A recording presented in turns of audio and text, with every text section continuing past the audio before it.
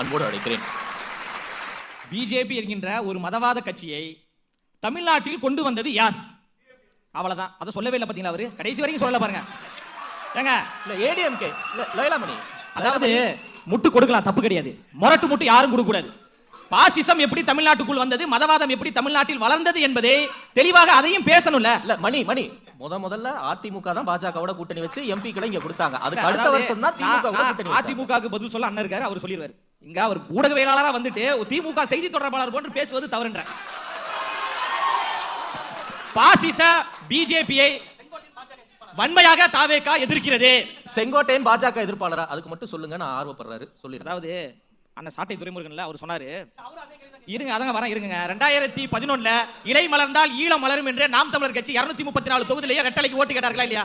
அப்பா ஓட்டு கேட்கும் போது அதே செங்கோட்டையன் அவர்களுக்கும் நாம் தமிழர் கட்சி ஓட்டு கேட்டது. எல்லா தொகுதியிலையும் நீங்க கேட்டீங்க. அதே போன்று இருங்க அதே போன்று ஒரு விஷயத்தை நான் தெளிவா சொல்லிடுறேன். பாசிச பிஜேபியோடு தமிழக வெற்றி கழகம் ஒருபோதும் ஒட்டும் இல்லை, உறவும் இல்லை என்பதில் உறுதியாக இருக்கிறோம். பிஜேபி எந்த வடிவத்தில் வந்தாலும் அதை எதிர்ப்பதில் தமிழக வெற்றி கழகம் முதன்மையாக இருக்கும். அதை நான் திரும்ப சொல்றேன். செங்கோட்டையன் அவர்கள் எங்களுடைய கொள்கைகளையும் கோட்பாடுகளையும் எங்களுடைய தலைவரையும் ஏற்றுக்கொண்டு தமிழக வெற்றி கழகத்துக்கு வந்துட்டாரு. பிஜேபி கட்சியிலிருந்து பல பேர் திமுக எப்படி போய் சேர்ந்தாங்க? திராவிட மாடலின் முன்னோடி ராமர் என்று பேசியது யாரு? மோடி தமிழ்நாட்டுக்கு வருவது பெருமை என்று பேசியது யாரு? இதே திமுக கட்சியை சார்ந்தவர்கள் தானே. அவர்கிட்ட நீங்க அந்த கேள்வியை கேட்பீங்களா? ஒரு கட்சிக்கு வந்ததுக்கு பிறகு அவங்களுடைய நிலைப்பாடு என்ன, செயல்பாடு என்ன, செயல் திட்டம் என்ன என்பதை நம்ம பார்க்கணும். அண்ணன் சாட்டை துரைமுருகன் அவர் தொடர்ச்சியாக தமிழக வெற்றி கழகத்தை பிஜேபி தான் இயக்குகிறது என்று சொல்றாரு. பேசுறதுக்கு அவருக்கு எப்படி தகுதி இருக்குன்னு எனக்கு தெரியல. ஏன்னா 2012 அண்ணன் சீமான் அவர்கள் மும்பையில தாமரை சின்னத்திற்கு ஓட்டு கேட்டாரு பிஜேபிக்கு 2012. புரியுதுங்களா? அப்போ எங்களை பார்த்து தமிழக வெற்றி கழகம் எந்த இடத்திலாவது தாமரைக்கு ஓட்டு போடுங்க, பிஜேபிக்கு ஓட்டு போடுங்க நம்ம எங்கேயாவது பேசியிருக்கோமா?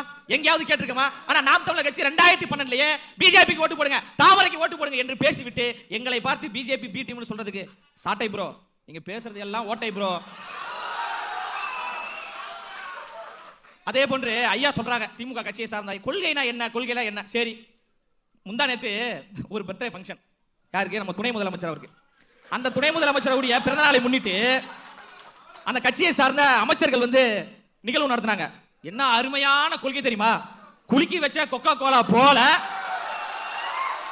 சாயங்கால வேலை பொங்கி வந்தால உடனே அந்த அமைச்சர் சொல்றாரு, எம்மா மேல நின்று ஆடாதமா கொஞ்சம் கீழே வாமா.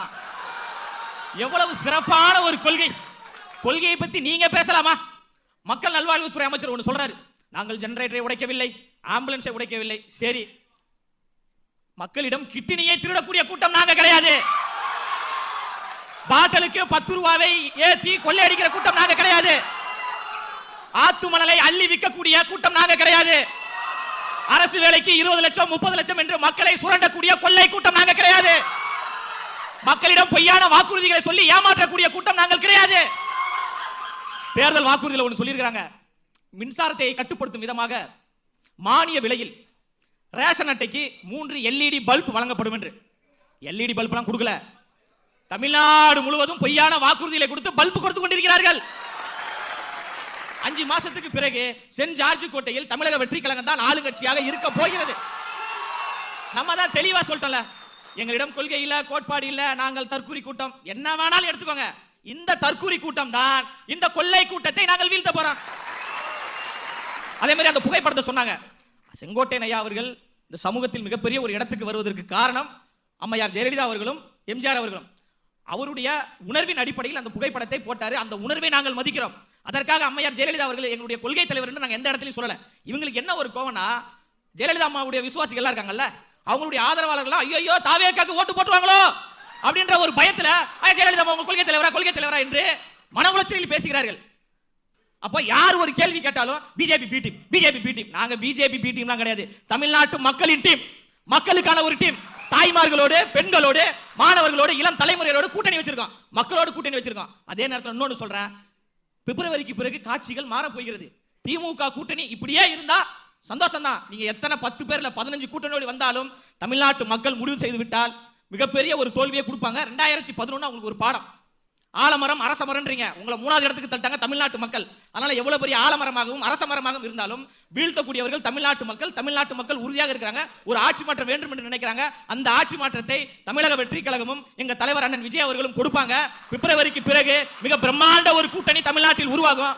மீண்டும் சொல்கிறேன், அரசியல் களம் என்பது தாவேகாவிற்கும் திமுகவுக்கும் இடையேயான ஒரு போட்டி தான். அதில் தாவேகா வெல்லும் வெல்லும் வெல்லும்.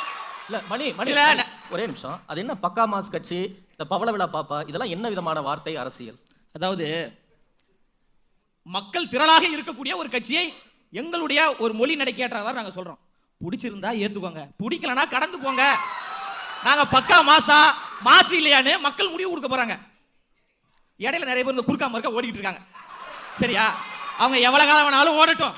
அவங்க நம்மள தற்குறின்னு சொல்லட்டும், அணில் குஞ்சுகள் கூட சொல்லட்டும். அதை ஆம குஞ்சுகள் சொல்லலாமா? அதாவது ஒரு பழமொழி ஒன்று சொல்லுவாங்க, அணில யாரும் விரட்ட மாட்டாங்க, ஆம புகுந்த வீடு. அவ்வளவுதான் நான் சொல்லுவேன். அதனால திரும்ப திரும்ப நம்மள தற்குறின்னு சொல்லுவாங்க. திரள் நிதி போன்ற கும்பல்கள் நம்மளை விமர்சிப்பதற்கு எந்த தகுதியும் கிடையாது என்று கூறி நிறைவு செய்கிறேன். நன்றி, வணக்கம்.